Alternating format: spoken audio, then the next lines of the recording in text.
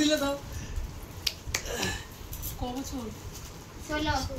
ওরে বাবা, 16 বছর। Wish you a very happy anniversary. বাহ, জোরে সালামত রহে। দাঁড়াও কথা আছে। ধরো। নমস্কার, আপনারা আশা করি চিনতেই পারছেন আমি সুব্রত মিত্র, আমার সাথে আছে পিঙ্কি মিত্র। আজ আমাদের 16 বছর অতিক্রম করে আমাদের যৌথ পথ চলা 16 বছর পরিপূর্ণ হয়ে 17 বছরে পদার্পণ করছে। আজ এই দিনের উপলক্ষে এই দিনে বেশ কয়েকটি কথা না বললেই নয়, যেটা পিঙ্কি সম্পর্কে আমার এর আগেই বলার ছিল।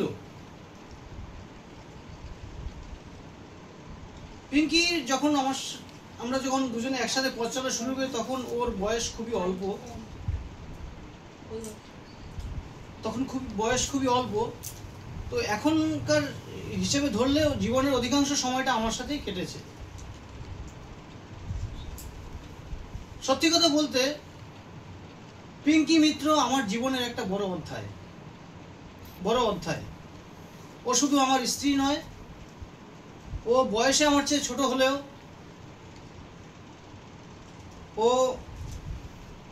আমি ওকে মাঝে মাঝে অভিভাবক হিসেবে পাই, মাঝে মাঝে শাসক হিসেবে পাই।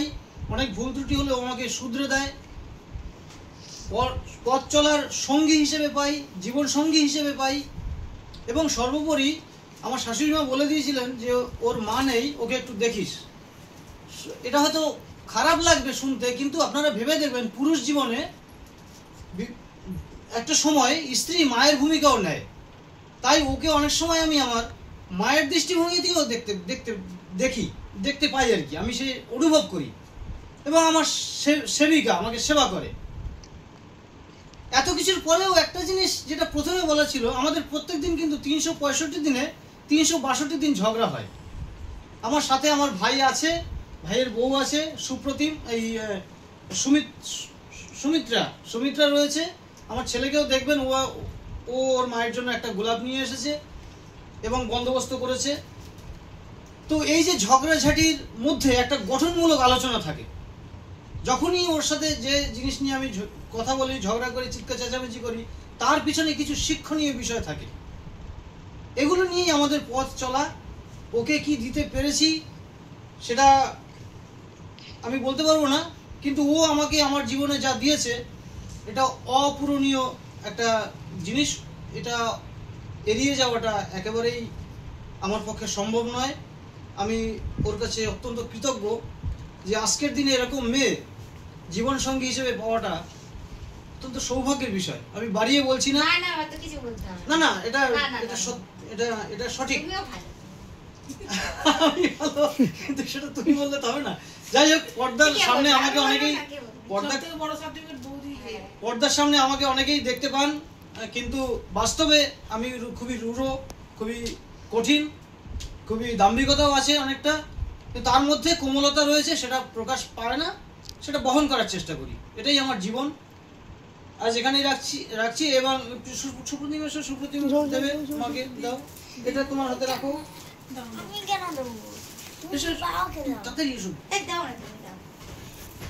তুমি দাও, ওটা আবার ব্যবহার হবে। মা ভালো থেকো।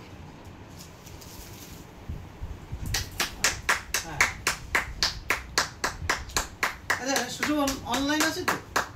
হ্যাঁ, এতে আছে, চলছে। হ্যাঁ, প্রথমেই বলা হয়নি, আজ কিন্তু পিঙ্কি খুব ভোরবেলা উঠেই আমাকে প্রণাম করেছে। এবং ও প্রতিনিয়ত ওর গায়ে যদি আমার পা স্পর্শ হয়, ও সঙ্গে সঙ্গে আমাকে প্রণাম করে। বর্তমান সময়ের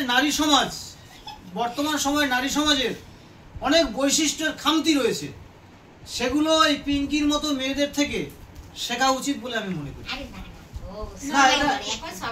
না, এটা প্রয়োজন আছে, এটা জানার দরকার সোসাইটির। এটা তো শুধু একার মধ্যে না, আমার বক্তব্যটা লোকে শুনবে। ঠিক আছে, কমিয়ে দিয়েছি। আচ্ছা, আজকের এই দিনে বিশেষভাবে স্মরণ করছি আমাদের এই বিয়ের উপলক্ষে দুই তরফ থেকে, পিঙ্কির বাড়ির লোকদের তরফ থেকে এবং আমাদের বাড়ির তরফ থেকে যাদের একান্ত চেষ্টায় আমাদের এই বিবাহ হয়েছিল এবং তার সাথে কোনো আর্থিক সম্পর্ক ছিল না, তারা একান্তই ভালোবেসে আমাদের দুজনের এই যুক্তিকরণ করে দিয়েছে। তাই আমার বাড়ির থেকে আমার মামার প্রতি বিশেষ কৃতজ্ঞতা জানাই যে এই লক্ষ্মীকে জোগাড় করে এনেছিল, এবং ওদের বাড়ি থেকে তোমার পিসি জামাইবাবু তাদের প্রতিও আন্তরিক শ্রদ্ধা জ্ঞাপন করছি। আপনারা না থাকলে আমাদের এই দেখা হতো না, আমাদের এই সংসার এই পথ চলা হতো না। যাই হোক, আজকে শুরু করছি। নাও। জনগণ মনোবতী না না, এগুলো প্রয়োজন আছে। তুমি করো না, আমি দুজনে ধরো। হ্যাঁ, হ্যাপি অ্যানিভার্সারি বাবা আসলে both of you। হ্যাঁ, থ্যাংক ইউ। হাততালি দাও শোনাই। দুজনকে খাওয়াও। তুমি নিজে খেয়ে নাও। দাদাকে দাও।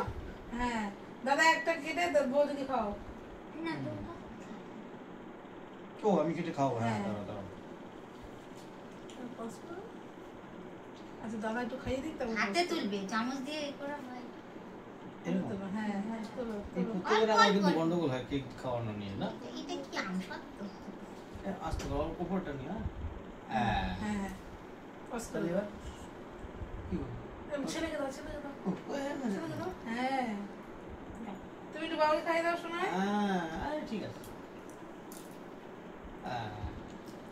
সামনের বছর মালা বদল করবো। হ্যাঁ, না পুরো 25 বছর সেঞ্চুরি হোক।